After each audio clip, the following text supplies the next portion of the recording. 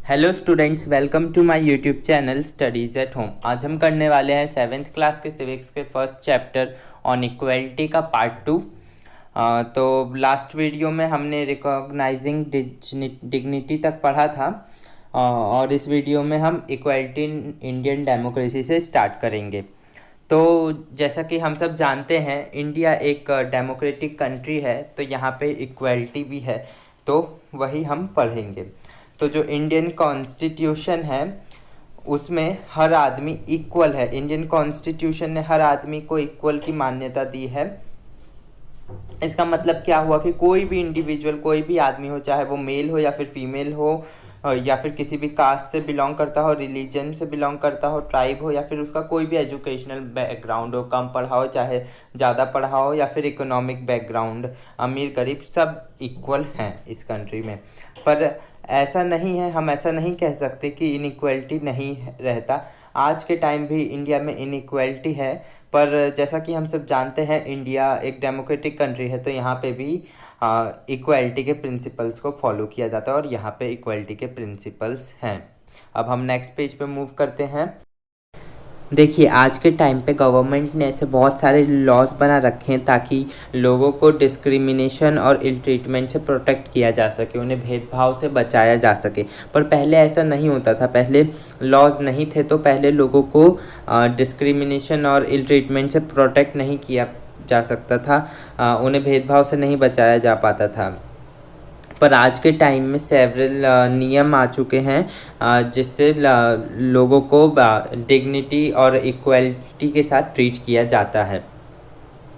अब जो इसके रिकॉग्निशन के लिए, इक्वलिटी के रिकॉग्निशन के लिए बहुत सारे प्रोविज़न बने, इसकी पहचान के लिए बहुत सारे कानून बने, नियम बने, जिसमें से 4 नियम बने हैं। तो फर्स्ट क्या है, every person is equal before the law, मतलब लॉ के सामने, कानून के सामने हर आदमी इक्वल है। ये नहीं मायने रखता है कि वो पर्सन का ऑक्यूपेशन क्या है और वो क्या करता है, चाहे वो प्रेसिडेंट ही क्यों ना हो कंट्री का, या फिर कांता जैसी डोमेस्टिक वर्कर, सबको सेम लॉ फॉलो करना पड़ता है और सब इक्वल हैं। सेकंड, मतलब जो कोई भी आदमी है उसको, उससे भेदभाव नहीं किया जा सकता है, उसके religion, race, caste, place, birth और वेदर दे आर फीमेल और मेल, इसके इन बेसिस पे उसके साथ भेदभाव नहीं किया जा सकता है। Third, every person has access to public, मतलब जो हर आदमी है वो पब्लिक प्लेस को यूज़ कर सकता है, प्लेग्राउंड, होटल, शॉप्स, मार्केट, यहाँ जा सकता है। Fourth, untouchability has been abolished. पहले के टाइम क्या होता था कि अनटचेबिलिटी है, इन सब से लोग दूर रहते थे, जैसे लोअर कास्ट के लोगों से लोग दूर रहते थे, जैसे दलित के पास भी नहीं जाते थे, उनके पास से भी नहीं गुजरते थे। तो ऐसा होता था पहले के टाइम, छुआछात लोग मानते थे, पर ये रुक गया है आज के टाइम। गवर्नमेंट ने भी इक्वलिटी को इम्प्लीमेंट करने के लिए 2 तरीके निकाले हैं। एक तो लॉज के थ्रू जो कॉन्स्टिट्यूशन बनाता है, और दूसरा गवर्नमेंट प्रोग्राम्स या फिर स्कीम के थ्रू, जिससे डिसएडवांटेज्ड कम्युनिटीज़ को हेल्प करा जाए, लोअर कम्युनिटीज़ को हेल्प करा जाए।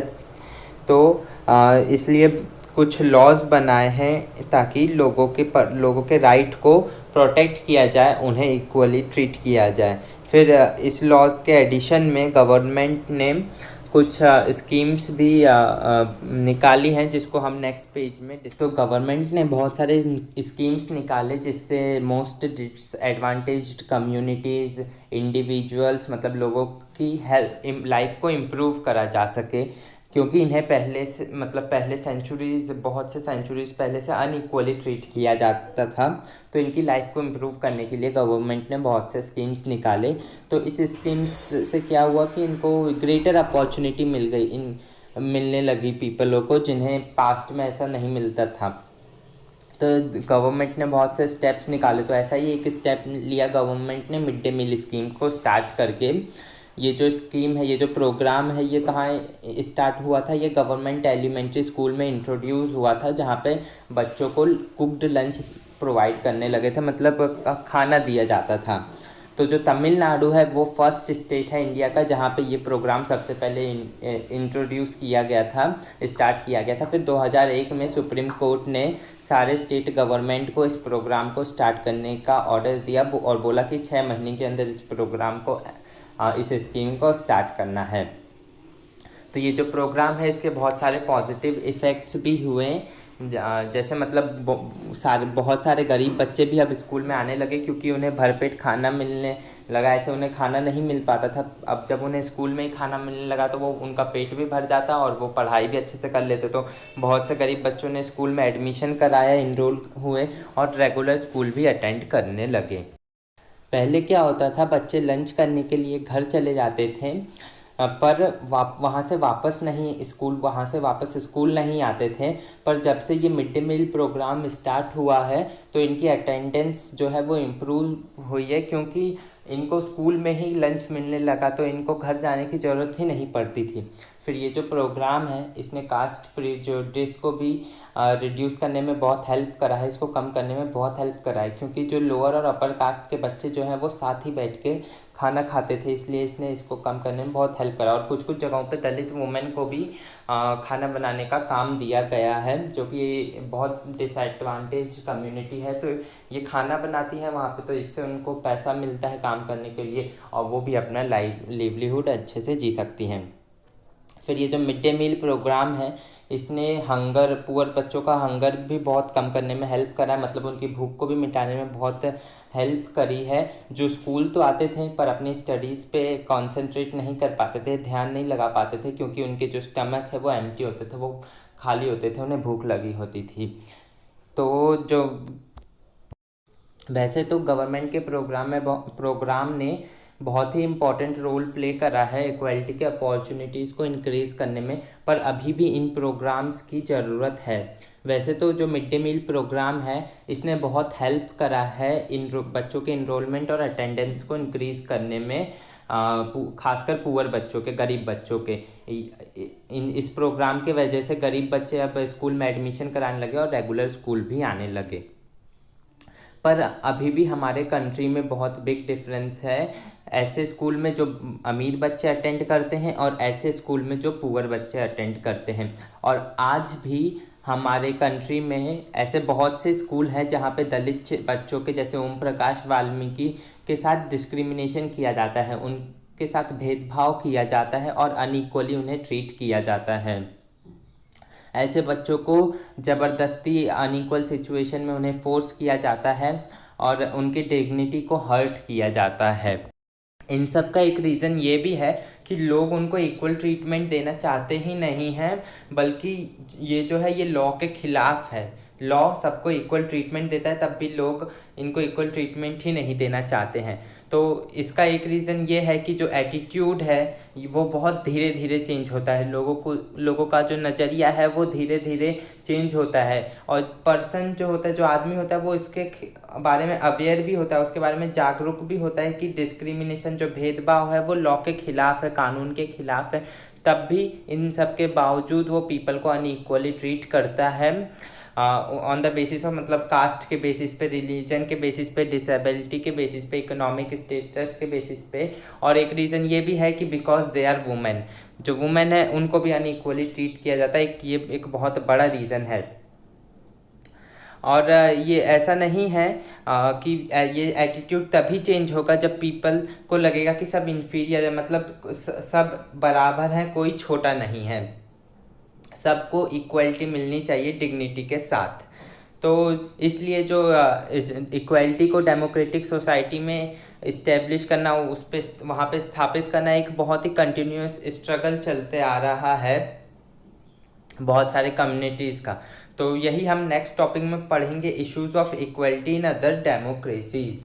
तो जो इंडिया है वही एक ऐसी कंट्री नहीं है जहाँ पे आज भी इनइक्वलिटी है और जहाँ पे इक्वलिटी के लिए कंटिन्यूस स्ट्रगल चल रहा है, बल्कि ट्रुथ तो ये है कि वर्ल्ड में बहुत सारी डेमोक्रेसीज है, बहुत सारी कंट्रीज़ है जहाँ पे इक्वलिटी के लिए कंटिन्यूस स्ट्रगल चल रहा है। जैसे एक एग्जांपल यहाँ पे दिया है यूनाइटेड स्टेट्स ऑफ अमेरिका का, कि वहाँ के जो अमेरिकन अफ्रीकन्स थे, जिनके एंसेस्टर्स मतलब जिनके पूर्वज स्लेव्स थे, मतलब दास थे, जिन्हें अफ्रीका से लाया गया था। तो ये लोग वाइट पीपल के दास थे, जिनको आज भी अनइक्वल ट्रीटमेंट दिया जाता है। और इसके बावजूद कि लेट 1950 सेंचुरी में एक मूवमेंट भी हुआ था अफ्रीकन अमेरिकन्स के राइट्स के लिए, तब भी उन्हें आज भी उनको मतलब अनइक्वली ट्रीट किया जाता है।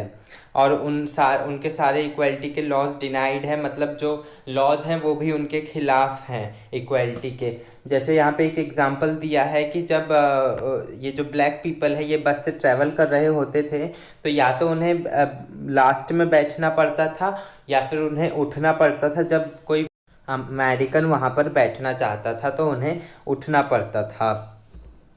इसको उन लोगों को रिस्पेक्ट करना पड़ता था और ब्लैक्स के साथ बहुत ही इल ट्रीटमेंट होता था।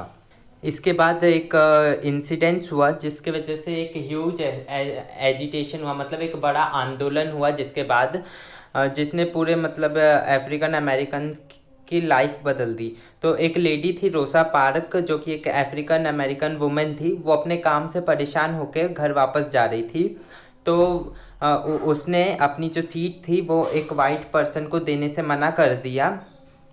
और ये बात करीब 1 दिसंबर 1955 की है। तो जो उसका जो रिफ्यूज़ल था, उसने जो अपनी सीट देने से मना करा था, उसके वजह से एक ह्यूज एजिटेशन हुआ अगेंस्ट अनइक्वल वेज के, मतलब एक बड़ा आंदोलन छिड़ गया, जो मतलब जैसे उनको अनइक्वल वेज से ट्रीट किया जाता था उसके खिलाफ। तो बाद में ये मूवमेंट सिविल राइट मूवमेंट के नाम से जाने लगा। और कुछ टाइम बाद सिविल राइट एक्ट आया 1964 में, जिसने सारे डिस्क्रिमिनेशन को प्रोहिबिट कर दिया, मतलब रोक लगा दी। सारे डिस्क्रिमिनेशन जो रेस के बेसिस पे, रिलीजन के बेसिस पे और नेशनल ओरिजिन के बेसिस पे जितने भी डिस्क्रिमिनेशन थे उन सब पर रोक लगा दी। और गवर्नमेंट ने ये भी कहा कि सारे स्कूल जो हैं वो अफ्रीकन अमेरिकन चिल्ड्रन के लिए खुल गए, उन बच्चों के लिए खुल गए, और अब से उन्हें आगे से उन्हें सेपरेट स्कूल अटेंड नहीं करना पड़ेगा। इसके बावजूद जो मेजॉरिटी थी अफ्रीकन अमेरिकन की, वो पुअरेस्ट थी कंट्री में, गरीब थी सबसे। और अधिकतर अफ्रीकन अमेरिकन बच्चे जो थे वो बस गवर्नमेंट स्कूल ही अटेंड कर सकते थे, जहाँ पे बहुत कम फैसिलिटीज़ होती थी और पुअरली क्वालिफाइड टीचर होते थे। ऐसे स्कूल जो वाइट स्टूडेंट अटेंड करते थे उसके मुकाबले। और वाइट स्टूडेंट या तो प्राइवेट स्कूल अटेंड करते थे या फिर ऐसे गवर्नमेंट स्कूल अटेंड करते थे जो हाईली क्वालिफाइड होते थे। Except from article 15 of Indian constitution. तो ये सब तो हम पहले भी पढ़ चुके हैं कि फर्स्ट यहाँ पे जैसे दिया है कि कोई भी आदमी को के साथ डिस्क्रिमिनेट नहीं किया जा सकता, भेदभाव नहीं किया जा सकता race, caste, sex, place of birth और एनी ऑफ दैम, मतलब इन सब के बेसिस पे किसी भी आदमी को डिस्क्रिमिनेट नहीं किया जा सकता। और जो मतलब सारे आदमी हैं वो मतलब पब्लिक फैसिलिटीज़ का यूज़ कर सकते हैं और कोई भी उन्हें नहीं रोकेगा इन सब फैसिलिटीज़ को यूज़ करने में, उनको हर जगह जाने का हक है। अब हम नेक्स्ट और लास्ट टॉपिक पे मूव करते हैं, चैलेंज ऑफ डेमोक्रेसी। तो कोई भी कंट्री ऐसा नहीं है जो कि कम्प्लीटली डेमोक्रेटिक है। कहने का मतलब ये है कि कोई भी डेमोक्रेटिक कंट्री क्यों ना हो, वहाँ पे इनइक्वालिटी कहीं ना कहीं एग्जिस्ट करती है। चाहे आप कितने भी इक्वालिटी के प्रोपेगेंडा स्टार्ट क्यों ना कर ले, वहाँ पे कहीं ना कहीं इनइक्वालिटी एग्जिस्ट करती है। इसलिए कोई भी कंट्री कम्प्लीटली डेमोक्रेटिक नहीं है। वहीं बहुत सारे ऐसे कम्युनिटीज़ भी हैं और इंडिविजुअल्स भी हैं जो डेमोक्रेसी के आइडिया को एक्सपेंड कर रहे हैं, जिससे इक्वलिटी को रिकॉग्नाइज किया जा सके और पीपल के डिग्निटी को मेंटेन किया जा सके। तो यहाँ पर ये चैप्टर ख़त्म होता है। Hope you like the video. अगर वीडियो पसंद आया हो तो ज़्यादा से ज़्यादा शेयर, लाइक और सब्सक्राइब करिएगा।